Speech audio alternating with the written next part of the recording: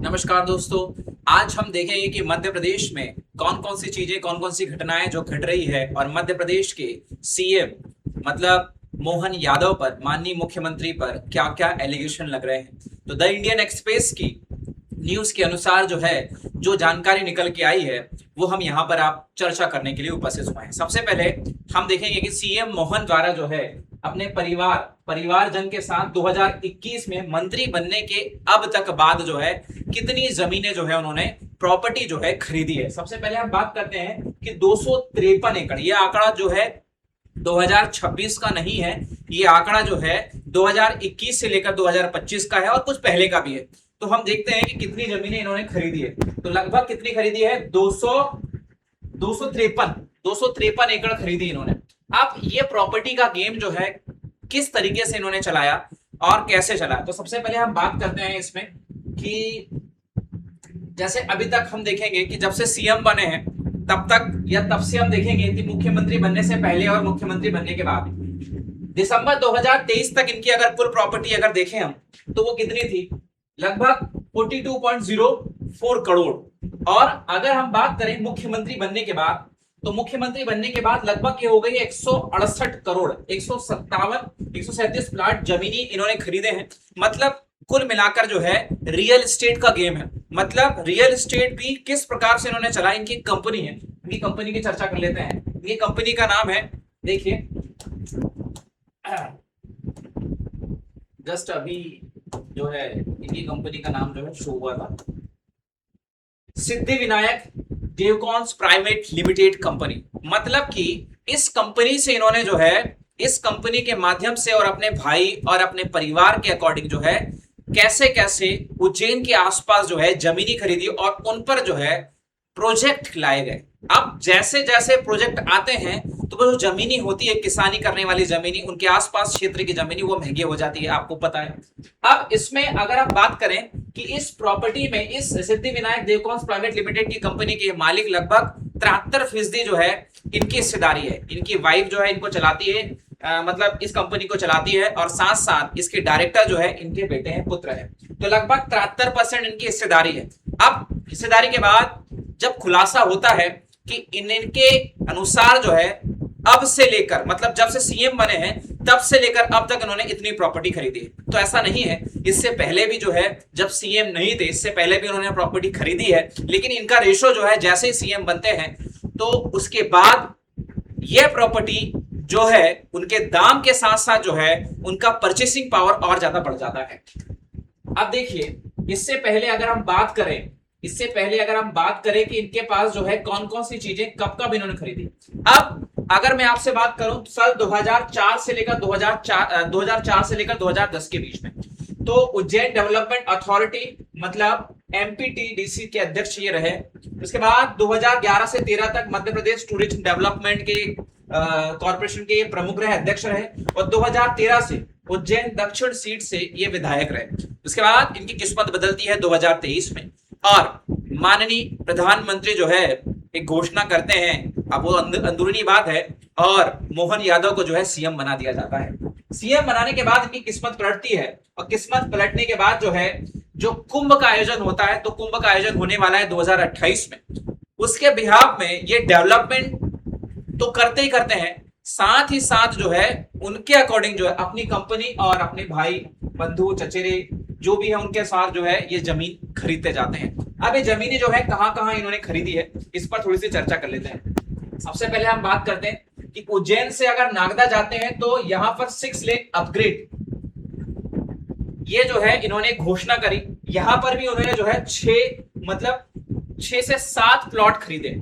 उसके बाद greenfield highway जो जावरा को जोड़ेगा, उसके बाद गरोड को ग्रीनफील्ड कॉरिडोर के साथ जोड़ेगा, उसके बाद 4 लेन झालवाड़ा से, उसके बाद 4 लेन मक्सी से, इसके बाद भोपाल एक्सप्रेस देवास के लिए, उसके बाद इन्होंने 6 लेन अपग्रेड इंदौर के लिए भी किया है, 4 लेन बदनावर के लिए भी किया है। तो इनके आसपास जो है इन्होंने रिकॉर्ड तोड़ जो है जमीनें खरीदवाई और खरीदवाने के बाद जो है जैसे ही जो है ये इनके काम चालू होते हैं, मतलब कंपनी के काम चालू होते हैं, उसके बाद जो है इनके रेट बढ़ जाते हैं और रेट बढ़ने के बाद जो है सिंपल सी बात है, रियल एस्टेट में अगर 2 रुपए की कोई चीज है तो वो 10 कब बन जाती है, जब वहां पर सरकारी फंडिंग के साथ साथ कुछ चीजें निकलती है। तो ऐसे ही जो है इन्होंने किया और लगभग 368 एकड़ जमीन जो है इन्होंने जो है खरीदी अपने पारिवारिक तौर के साथ। अब परिवार में कौन कौन किन किन को कितनी कितनी जमीनें कहां से इन्होंने खरीदी है, तो एक आंकड़ा यहां पर भी देख लेते हैं।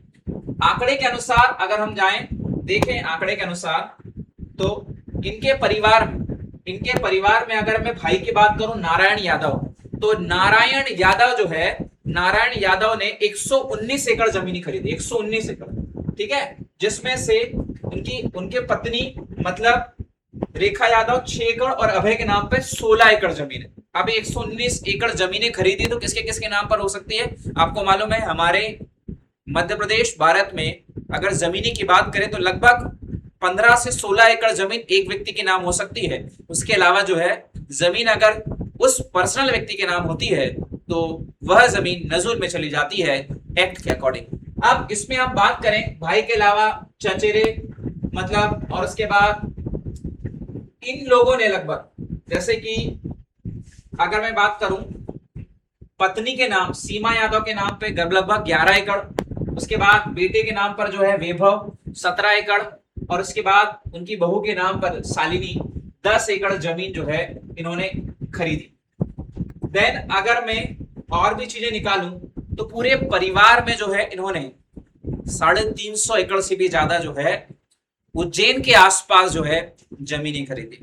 मतलब कि एक ऐसा सच जो कि लोगों के सामने आए तो दिखे नहीं और लोग इसे बिल्कुल यही समझे कि ये रियल एस्टेट में इन्वेस्टमेंट। अगर ये इन्वेस्टमेंट था तो जब योजनाएं लागू नहीं हुई थी या योजनाएं बनाई जा रही थी उस टाइम से कुछ समय पहले ही ये जमीनें खरीदी गई, ये प्लॉट्स खरीदे गए और उसके बाद इनके दाम जो है और बढ़ते गए और बढ़ने के साथ साथ यह करोड़ों के मालिक बने। कहने का मतलब यह है कि उज्जैन में ज्यादातर जमीनें जो है प्राइवेट सेक्टर में इनकी कंपनी के द्वारा जो है खरीदी गई और उसी के द्वारा बेची गई। जानकारी के अकॉर्डिंग अगर हम बात करें तो उज्जैन में 2028 में कुंभ का मेला लगना है और इस कुंभ का मेला जो है कॉरिडोर के तहत जो है एक जमीन अलाउड की गई है, जाने से रास्ते से लेकर कहां कहां कौन कौन सी चीजें रहेगी नहीं रहेगी, उनके क्षेत्र में कौन कौन सी चीजें आएगी, तो प्लॉटिंग सेक्टर से लेकर शहर के अंदर लगभग 150 से ज्यादा इनके प्लॉट हैं। मतलब कि अगर इसमें से कुछ आंकड़ा हम घटाएं लगभग 40, 50, 30 प्लॉट का हटाएं तो ये सब 2021 के बाद ही खरीदे गए हैं। और 2021 के बाद ही क्यों खरीदे गए? तो यहीं पर संशय उत्पन्न होता है कि इतने करोड़ों रुपए का प्लॉटिंग करके इन चीजों को बनाया गया और खरीदा गया, तो एक प्रकार से साजिश में आ सकता है। दूसरी चीज कि न्यूज के द्वारा ये जानकारी निकल आई है, द इंडियन एक्सप्रेस ने खुलासा किया है। इसके अलावा अभी तक कोई भी ऐसी बड़ी न्यूज एजेंसी द्वारा इसे नहीं दिखाया गया, क्योंकि आपको मालूम है जब कुर्सी पर ताकतवर लोग बैठे हो, या मैं आपसे को कहूं कि ताकतवर ना भी हो लेकिन कुर्सी ऐसे कार्य करवा देती है जिसकी आप कल्पना भी नहीं करते। और धीरे धीरे इन्होंने जो है मध्य प्रदेश में जो तरक्की की है वो आपके सामने ही है। मध्य प्रदेश की तरक्की में सबसे पहले अगर हम बात करें तो इनके पास जो है दिसंबर 2023 तक जो है इनके संपत्ति देखिए और मुख्यमंत्री बनने के बाद इनकी संपत्ति देखिए, तो इनकी संपत्ति में कितना इजाफा हुआ है आप देख लीजिए, कितने % की बढ़ोतरी हुआ है। ये आंकड़ा जो है नॉमिनल है, ये कहीं ज्यादा बढ़ सकता है दोस्तों। इसके बाद इनके परिवार में या इनके बेटे निकल कर आते हैं और कुछ तर्क रखते हैं। तर्क देख लेते हैं क्या तर्क है कि उनके द्वारा क्या क्या कहा गया। चलिए इस पर भी चर्चा कर लेते हैं कि जब आरोप लगते हैं, प्रत्यारोप लगते हैं, तो कुछ ना कुछ या कोई ना कोई व्यक्ति जो है उनको खारिज करने के लिए आता है। इनके द्वारा क्या कहा, मेरे पिता इसके अकेले मालिक नहीं है, मतलब जो संपत्ति खरीदी है उनके अकेले मालिक है क्या? नहीं है। 6 से 7 बिजनेसमैन पार्टनर है, हाँ मान गए 6 से 7 बिजनेसमैन पार्टनर है, लेकिन उनके मदद से जब आप कोई प्रोजेक्ट लाने वाले थे उससे पहले ही जो है जमीनें क्यों खरीदी गई?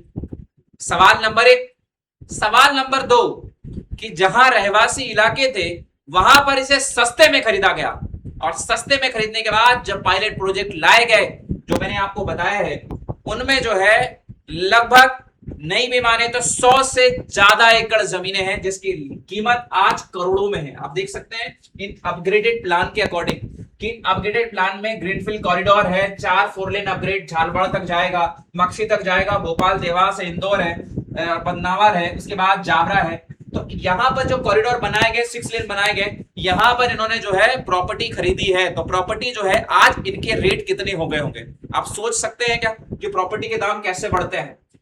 देन इसके बाद भी जो है यह कहते हैं कि जो भी आरोप लगाए हैं या जो भी आरोप प्रत्यारोप लगाए गए हैं वो कैसे हैं, बेबुनियाद है, उन्हें बदनाम किया जा रहा है। तो आप खुद सोच समझकर निर्णय ले सकते हैं कि आप वास्तविकता में मोहन यादव जी ने जो जमीनें खरीदी है, जो रियल एस्टेट में इन्वेस्टमेंट किया है, वह सही किया है या फिर उनको बदनाम किया जा रहा है। देखने से तो लगता नहीं है, क्योंकि जो भी प्रॉपर्टी खरीदी गई है वह 2020 के बाद, और 2026 का भी आंकड़ा नहीं आया। 2026 का आंकड़ा जैसे आता है तो आपको बिल्कुल इत्तला किया जाएगा और एक नई वीडियो के साथ हम लोग उपस्थित होंगे। तो आपको ये कैसा लगा प्लीज कमेंट करके बताइए, और अगर ये जानकारी अच्छी लगी तो ज्यादा से ज्यादा शेयर कीजिए ताकि जो है आज हमारे बंधुओं तक ये आवाज पहुंच सके कि हमने किसे मध्य प्रदेश का मुखिया चुना है। दोस्तों मिलते हैं नेक्स्ट वीडियो में। इसी के साथ अगर आप हमसे नए जुड़े हैं तो प्लीज चैनल को सब्सक्राइब और लाइक करना ना भूलना। जय हिंद।